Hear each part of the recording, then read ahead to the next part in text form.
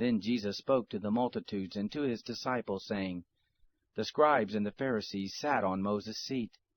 All things therefore whatever they tell you to observe, observe and do, but don't do their works, for they say and don't do. For they bind heavy burdens that are grievous to be borne, and lay them on men's shoulders, but they themselves will not lift a finger to help them. But all their works they do to be seen by men.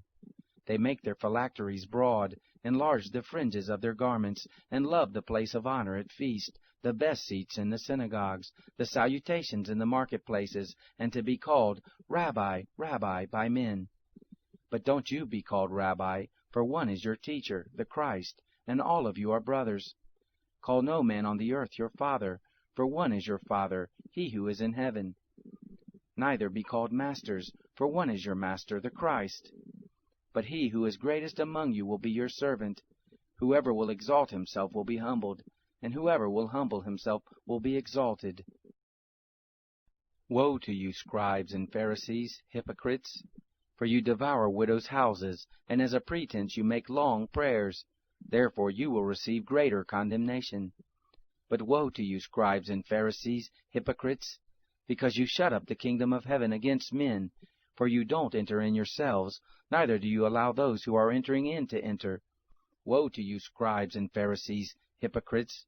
For you travel around by sea and land to make one proselyte, and when he becomes one, you make him twice as much a son of Gehenna as yourselves. Woe to you, you blind guides who say, Whoever swears by the temple, it is nothing, but whoever swears by the gold of the temple, he is obligated.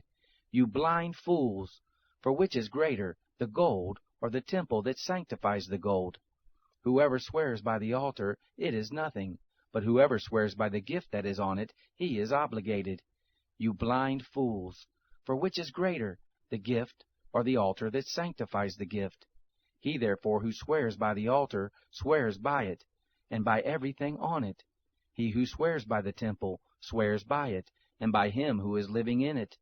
He who swears by heaven swears by the throne of God, and by him who sits on it. Woe to you, scribes and Pharisees, hypocrites!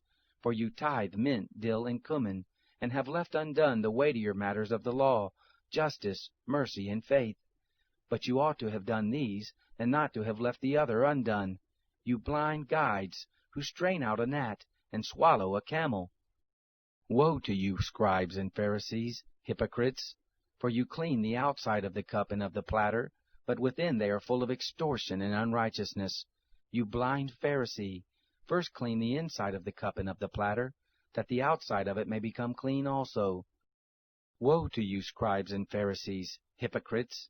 For you are like whitened tombs, which outwardly appear beautiful, but inwardly are full of dead men's bones, and of all uncleanness.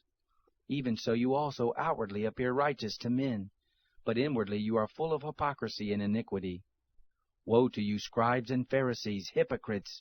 For you build the tombs of the prophets, and decorate the tombs of the righteous, and say, If we had lived in the days of our fathers, we wouldn't have been partakers with them in the blood of the prophets. Therefore you testify to yourselves that you are sons of those who killed the prophets. Fill up then the measure of your fathers. You serpents, you offspring of vipers, how will you escape the judgment of Gehenna? Therefore, behold, I send to you prophets, wise men and scribes. Some of them you will kill and crucify, and some of them you will scourge in your synagogues, and persecute from city to city, that on you may come all the righteous blood shed on the earth, from the blood of righteous Abel to the blood of Zechariah, son of Berechiah, whom you killed between the sanctuary and the altar. Most assuredly, I tell you, all these things will come upon this generation. Jerusalem, Jerusalem, who kills the prophets and stones those who are sent to her. How often would I have gathered your children together, even as a hen gathers her chickens under her wings, and you would not. Behold, your house is left to you desolate. For I tell you, you will not see me from now on until you say, Blessed is he who comes in the name of the Lord.